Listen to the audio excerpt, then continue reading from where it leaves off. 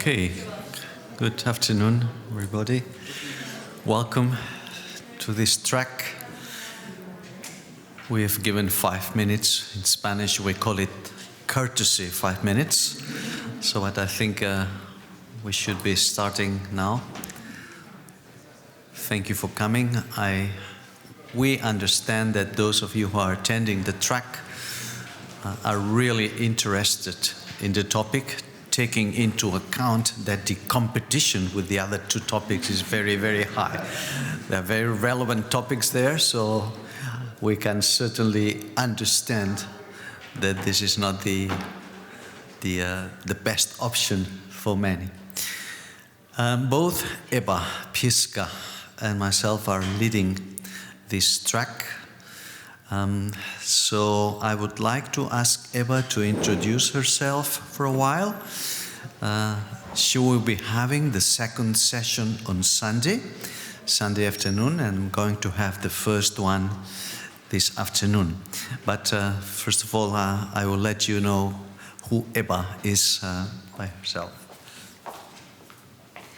Hello, I'm Ewa Pieszka, Eva with W. I live in Poland and I'm part of IPS. I'm a resource person who is helping people who are in the ministry, especially with counseling and pastoral care and spiritual development. For many years I was involved in national movement in Poland. I was the national director, and together with my husband we started the movement in Poland. Now I'm part of the board, but all the time evangelism, but also how to care for people who are in the ministry. This is like part of me, because in my understanding, we like to be maybe not successful, but we like to be used by God in the ministry.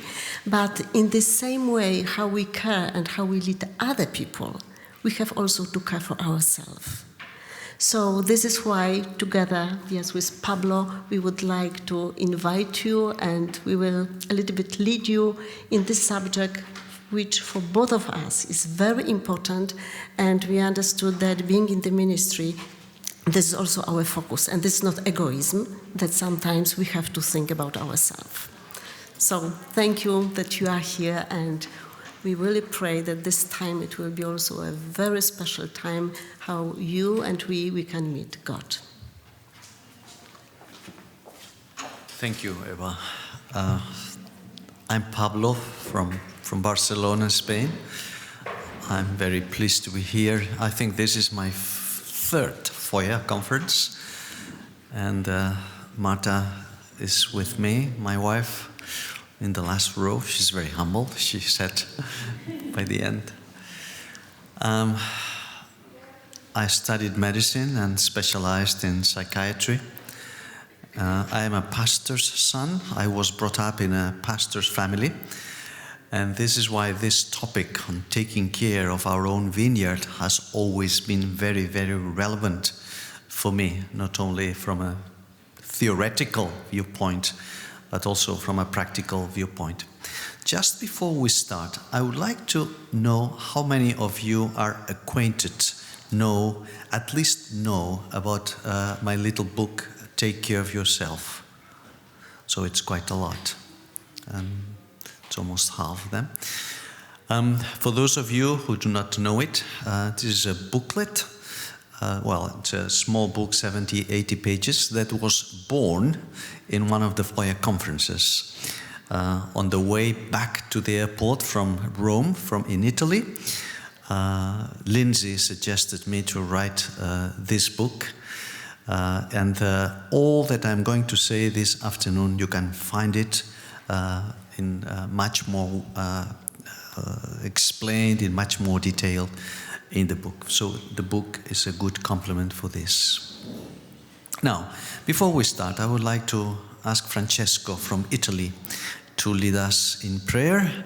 We are always in the presence of the Lord, and I think it's very important that we start in prayer. So, Francesco, please. Dear Father, we are very grateful to be here and to have the blessing of receiving something from the gifts and the experience of Pablo and Eva. We praise you because you are the one taking care of us. And we know that because of our weaknesses and our limits, we tend to neglect something important that you gave us, which is our energy, our strength, and our own person. So please speak to us, help us to understand how to better use what you've given us and how to enjoy your blessing in the best possible way. In Jesus' name. Amen. I wish there were less distance between you and me, but I hope it will not be a hindrance. I like to compare Christian ministry to a rose, a flower. A rose, there is perfume in rose, fragrance.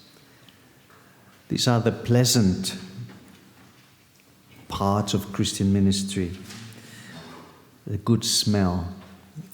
But there are also thorns, the frustrations and problems that come as a result of living in a world subject to frustration. That expression in Romans 8, the world, the whole creation was subject to frustration. So frustration is a usual word that has to do with our ministry because it revolves around the world dominated by sin with capital letter.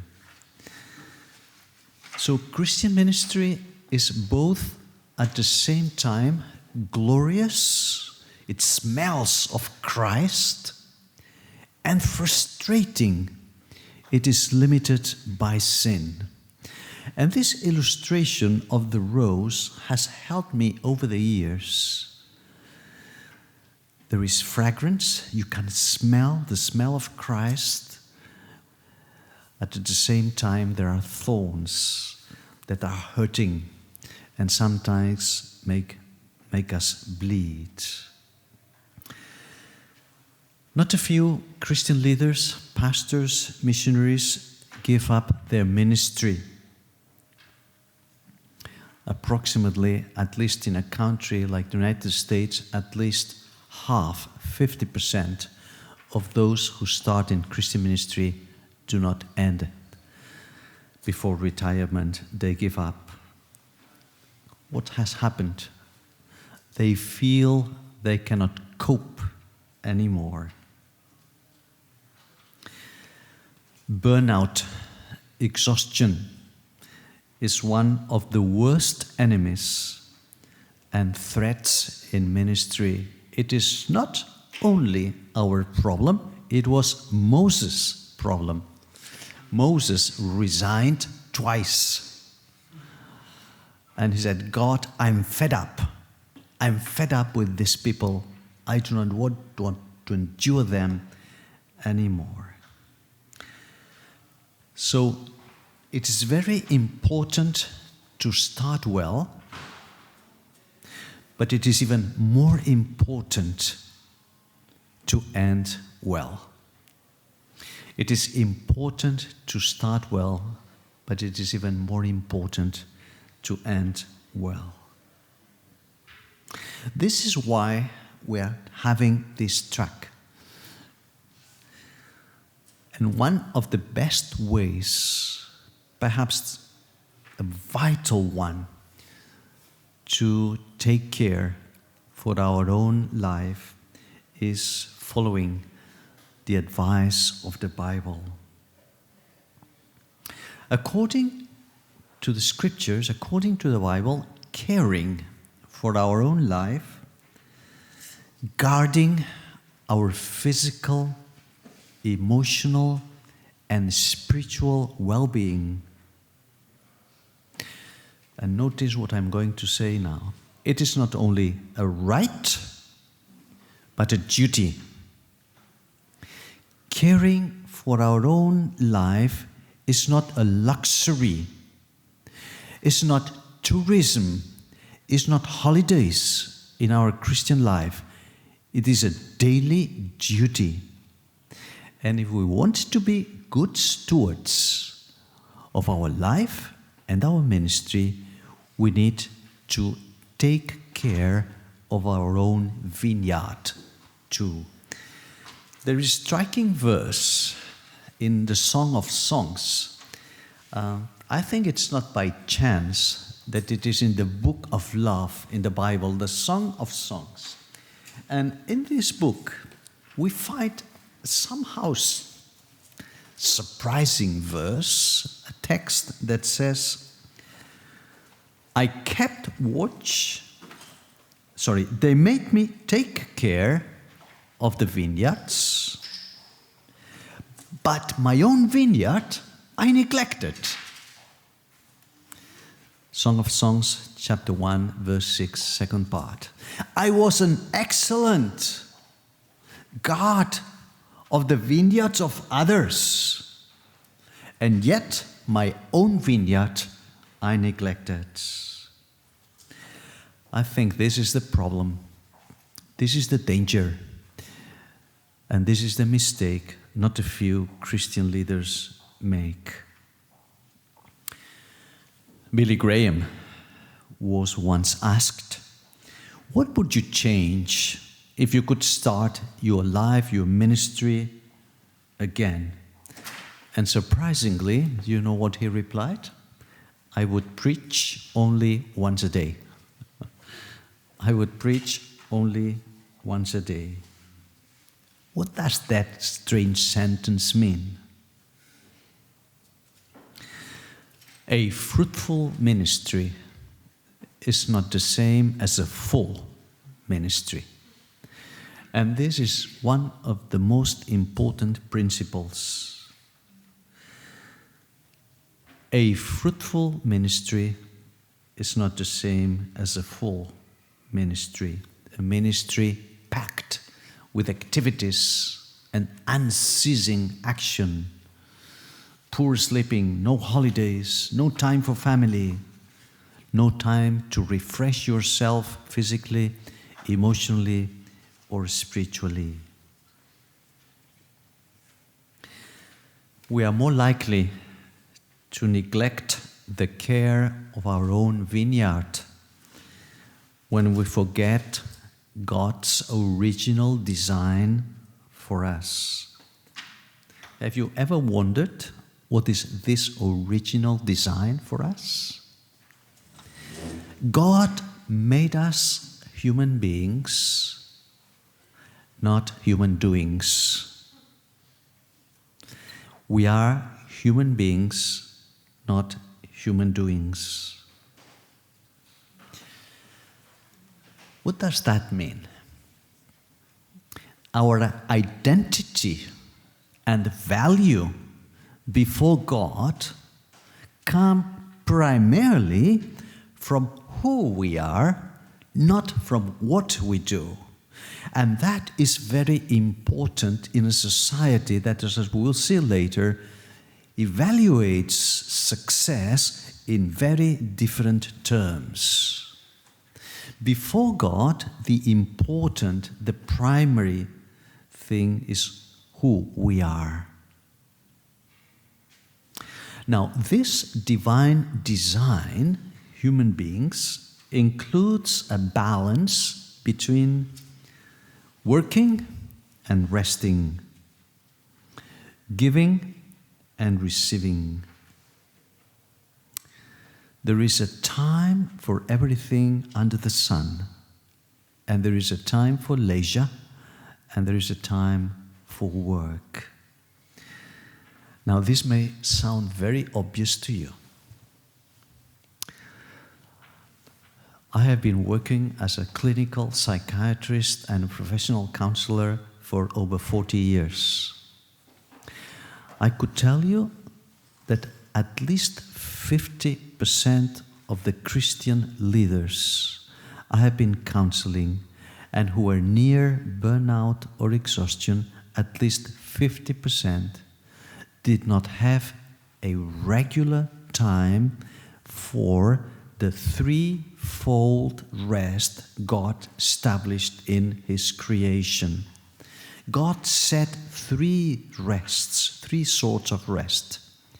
The daily rest, sleep enough, the weekly rest, the Sabbath, and the annual rest, holidays. Nature sleeps in winter. And I have hardly ever met any Christian leader near exhaustion. I never met almost any of them who respected regularly this threefold rest. So simple, and at the same time so difficult. How important it is to respect God's design. Now, the important thing is not working less, but resting more and better. After many years of counseling Christian workers, I have come to a conclusion similar to Billy Graham's. Our problem as leaders is not working too much, but refreshing, renewing, resting too little. I want to underline that principle because you have almost the summary of the message I want to convey you. The problem is not working too much, but resting and renewing too little. Exhaustion does not make us more holy. Exhaustion does not make us more holy.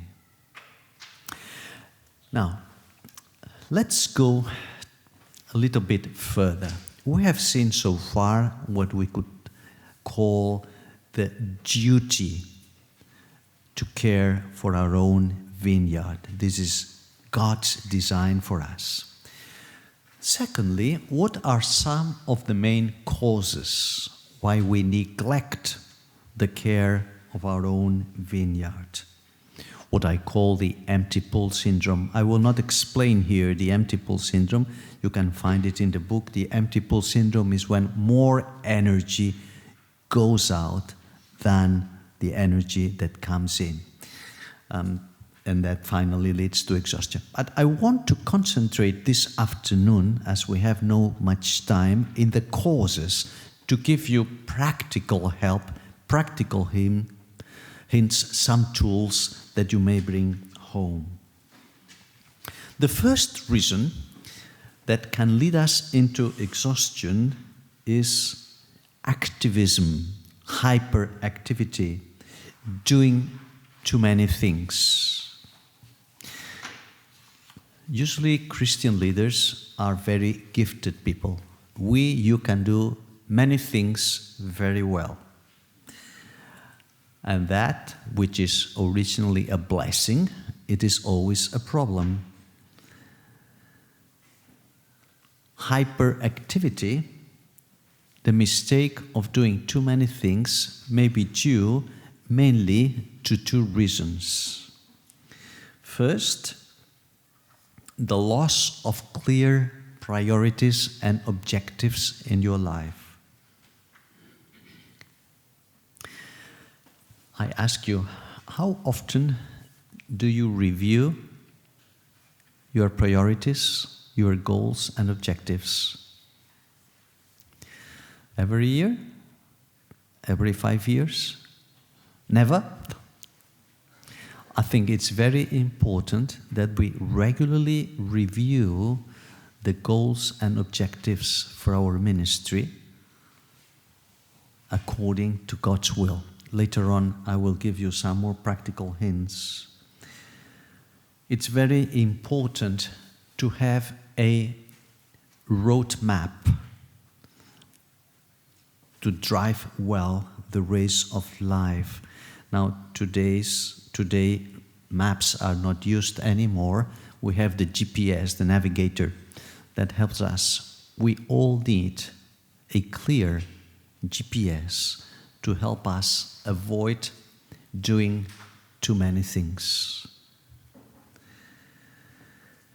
The second reason why we may fall into hyperactivity is the difficulty of saying no. At least the difficulty of saying no without feeling guilty. Many people tell me, when I say no, I feel guilty, especially in Christian ministry, because if it's spiritual, if it's something that brothers and sisters ask, how shall I say no? Learning to refuse is essential to good stewardship. Learning to refuse, learning to say no without feeling guilty is one of the most important and neglected topics in our daily life. Try to learn to say no. I usually say, as a piece of advice to the people I counsel, that the word yes is the most powerful. But the word no is the healthiest and the most necessary. It is very important that we learn to renounce, to reduce, and to say no. So the first danger that may lead us to exhaustion is hyperactivity. Now, secondly, what I like to call a spiritual capitalism. Spiritual capitalism. And this point, you will not find it in the book. So this is new material I'm giving you this afternoon, at least not in the way I'm going to put it. The mistake of being too worried about visible results. And I think this point is very relevant for you as evangelists. Spiritual capitalism. The emphasis on doing and productivity, being productive, is one of the hallmarks of our society, as we said, human doings. I've always been curious and surprised by the way Americans greet each other. I think in the English spoken at the UK, that expression is not used that much. How are you doing? How are you doing? Why do they add the doing? It's not enough to ask simply, how are you? How are you doing?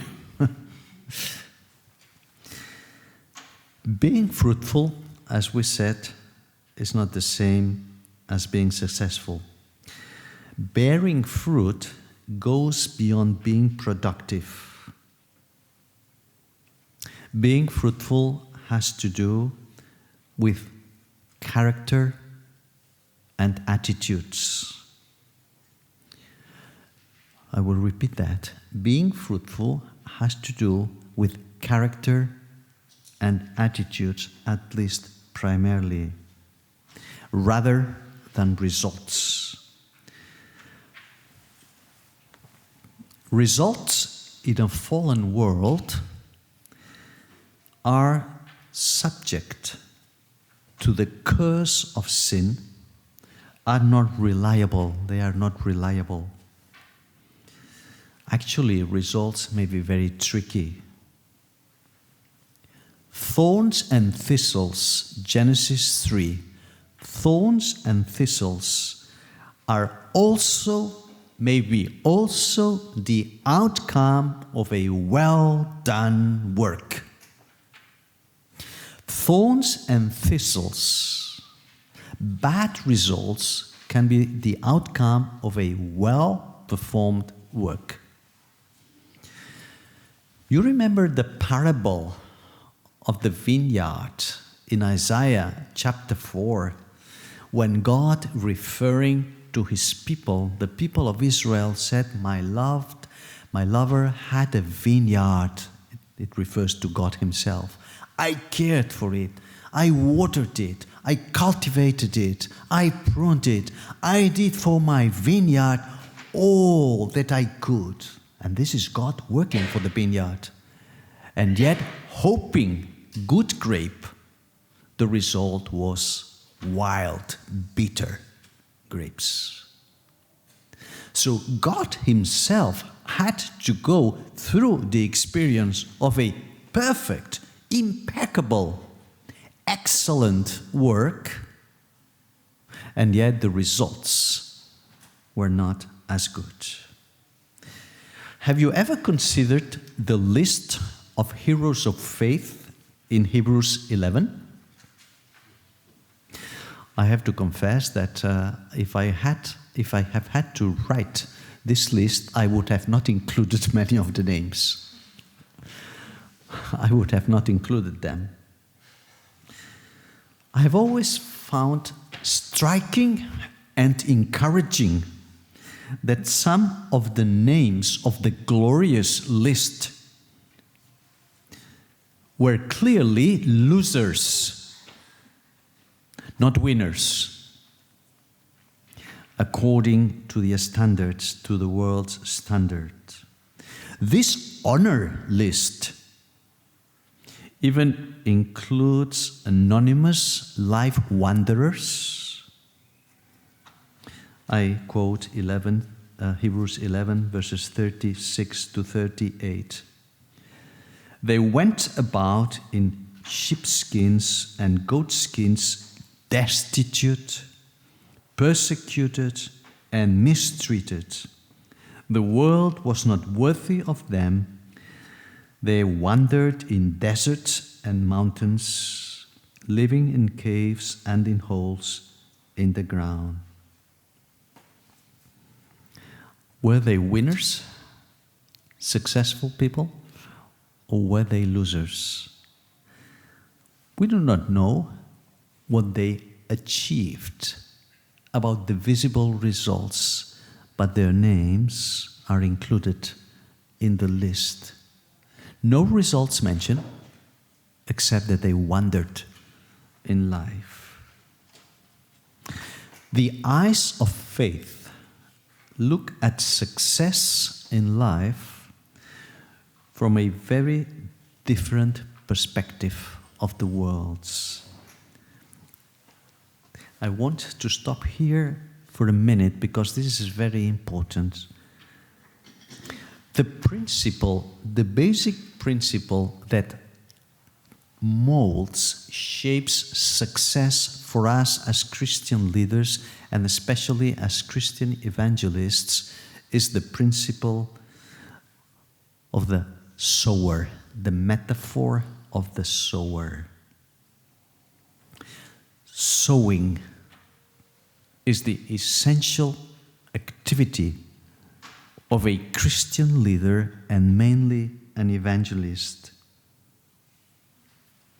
I think it's not by chance that the illustration Jesus chose for Christian work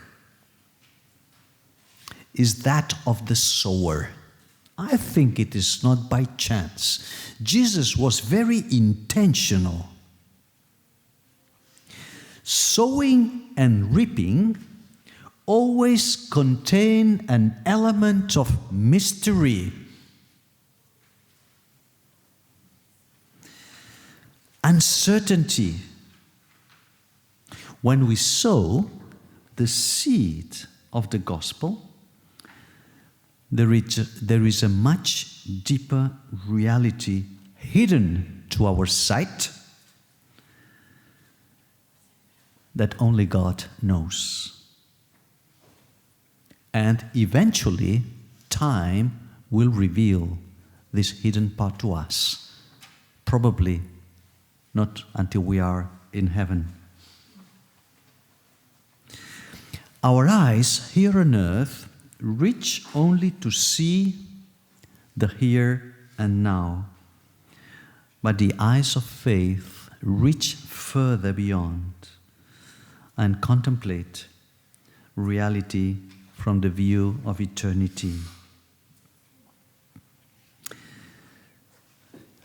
Notice the beatitude in Revelation 14:13. The beatitudes do not end with Matthew chapter 5. There is another beatitude which refers to those who die. And this verse is not only a verse for a funeral service. I have preached several times in a funeral service about this verse, Revelation 14:13, but it has to do with us today. Blessed are the dead who die in the Lord from now on. They will rest from their labor. No more doing. They will rest from their labor, but their deeds will follow them. What are these deeds? This is exactly the part that we cannot see in a global or total way, this element of mystery that is hidden to our reality. What is praised in this beatitude is not the outcome, the results, but their deeds. My brothers and sisters, there will be many surprises in heaven. Those that the world called losers will be the winners, greatly praised by the Lord. And the other way around too. This is what God reminds us through that beautiful verse in Psalm 126. Those who sow with tears will reap with songs of joy. Those who sow with tears will reap with songs of joy. I close this point, and actually I should be closing my introduction too. But I'll go 5 more minutes because I have an important point to tell you, and then we'll have time for sharing and questions. I would like to encourage you to review our concept of success in the light of the Bible, your theology of work and leisure. Is it really following the principle of rowing and sowing and reaping? The illustration of the sower should be guiding all our work. We are called to sow. The results belong to the action of the Holy Spirit. Results in Christian work are an iceberg. The part we see is only a tiny, small part of the whole. I find that very encouraging. There are so many frustrating experiences in Christian ministry. Come to the Lord and say, Lord, you called me to be a sower, not to be a winner. I will be a winner when I am in heaven, and you call me. Well done, good and faithful servant. Now, the last point I wanted to mention, 5 minutes. The third mistake, we have seen hyperactivity, doing too many things. We have seen the importance of sowing, the principle of sowing and reaping. The third enemy, loneliness. loneliness, the mistake of being an island, the mistake of being an island. Loneliness is one of the greatest enemies of the Christian leader. Most of the moral faults of the leader are incubated in isolation and loneliness. Do you remember one of the songs by Simon and Garfunkel, famous composers in the 70s? I don't know, perhaps I'm too old and this is not relevant for you, but how many of you know Simon and Garfunkel? Okay, that's not bad. They had a song called I Am a Rock, I Am an Island. You remember that song? Well, this is exactly what a Christian leader cannot be. We cannot be a rock and an island at the same time. If you are an island, you will not be a rock. And if you are a rock, you cannot be an island. Isolation weakens the Christian worker in many ways and contributes to drain our energies. It is much more difficult to thrive and survive as a lone ranger in ministry. The reason is not simply an emotional one. Friends, fellow workers are one of the main tools God uses to keep his servants steadfast before the attacks of the enemy. Read the last verses of Colossians chapter 4. I am impressed time and again by the list of names, humble secondary characters who supported Paul in his ministry. Epaphroditus, Epaphras, Timothy, Luke, at least 6 or 7 key names, secondary characters. They were never on the front page. And yet, there were columns in Paul's ministry.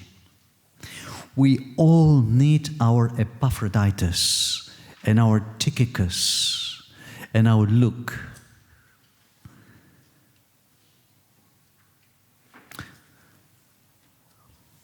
I was very impressed by John Stott in many ways, but one of the most practical ways is by what he called the advisory group of elders. He said having an advisory group of elders was fundamental for any Christian leaders. What is an advisory group of elders?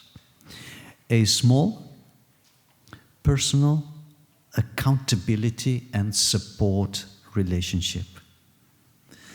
We need to build up small support and accountability relationships. I earnestly recommend you, my brothers and sisters, to create a small group of 2-3 people, no more, 2-3 people, and meet with them regularly. Once a year, perhaps once every 2 years. These small accountability and support relationships are an incredible help to prevent both burnout and moral fall. When you can share and discuss your burdens, your problems, your priorities, you feel supported, and at the same time, you make yourself accountable. I like to call this the divine triangle. The divine triangle is sharing, accountability, and support. Sharing, accountability, and support. In contrast with the devil's triangle: loneliness, isolation, and individualism. Loneliness, isolation, and individualism. The divine triangle versus the devil's triangle. Let me close. Let's do it another way. I will give you 4 or 5 very practical suggestions. I would like you now to turn in groups of 3 or 4, just in rows perhaps. And yes, perhaps each row, groups of 4. Can you move these chairs? Yes. And let's devote 10 minutes to share what have you learned from this short introduction, what helped you most, and what things you think you have been doing wrong and you have been doing well. I think this helps us digest the basic ideas. So share among you a quick feedback from what you have just learned. And in the last 5 minutes, I will give you some very practical things to bring home, to put into practice. So now, for 10 minutes,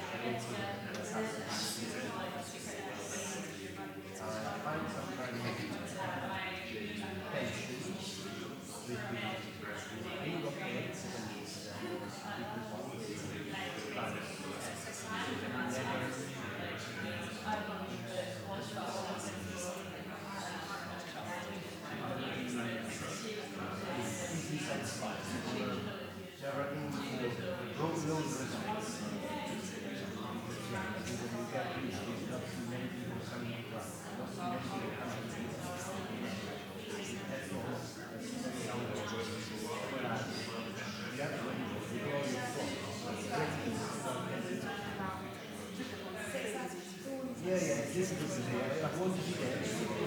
happen. But yeah, this is like weeks of the problem.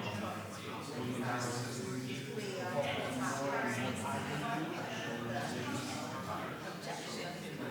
achievements in our projects and not on what causing this.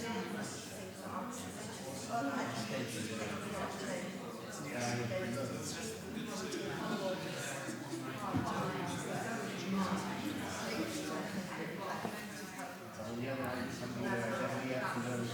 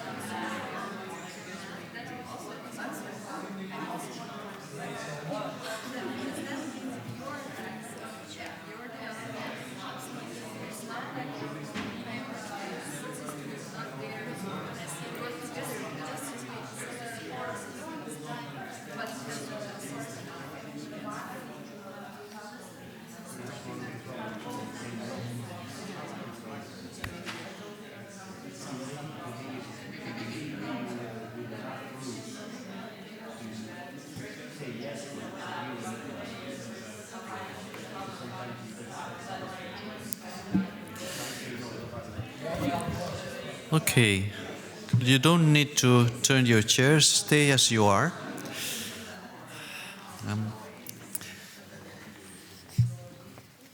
I would like to close by you don't need to turn chairs, just stay as you are. I would like to close by giving a kind of summary in 5 practical suggestions. So I try to summarize all that we've been saying in 5 suggestions. First,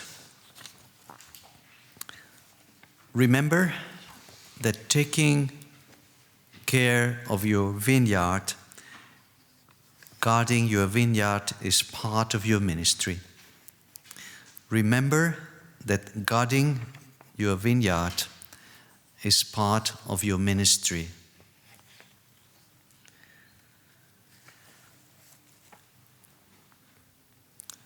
So in a sense, when you care for your vineyard, you are also working.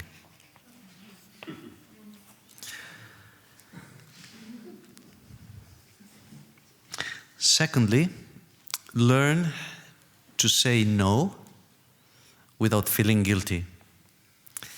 Learn to say no without feeling guilty.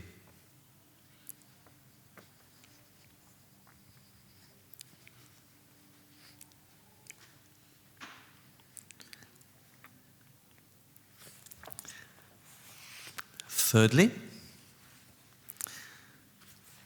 remember we are called to be a sower, not a winner. We are called to be sowers, not winners.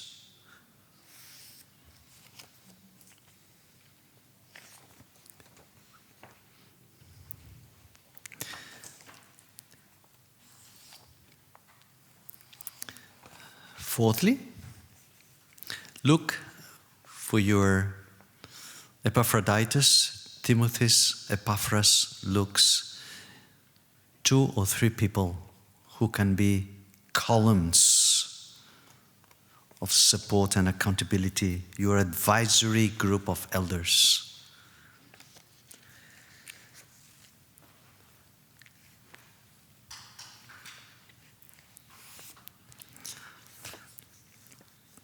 And finally, try to find the balance between your ministry and your monastery. We all who have a ministry need a monastery. This I am playing with words here. Ministry is giving yourself, serving. A monastery is an isolated place, a quiet place, when you receive from God refreshment and renewal. Learn to rest in the sense of Psalm 46:10. Be still and know that I am God. Ministry requires monastery.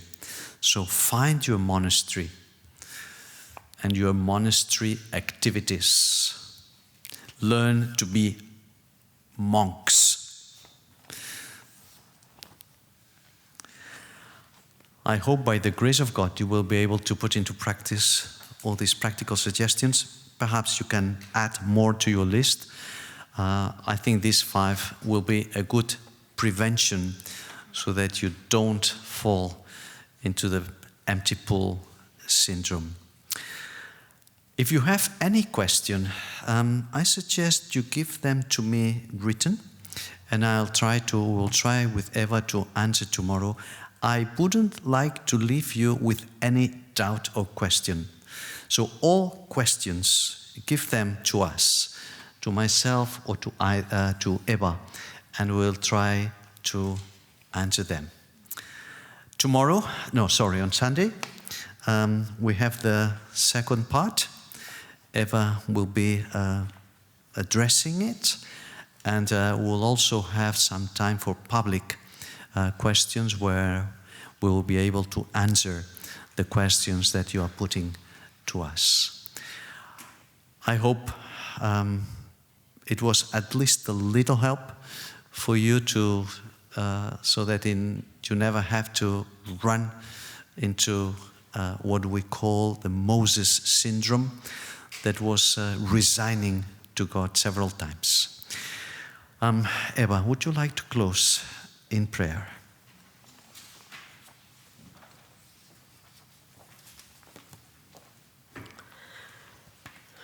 Lord, thank you that you are the God who loves us, and that your Son, Jesus, he's our Savior, but also our friend and someone who is really interested in us personally. Thank you that being in the ministry, your voice is also so clear to us. Care for yourself. I like to be with you. Thank you that being also here, it's not necessary for us to think about our activities and needs and everything we have to do, but we like to be with you.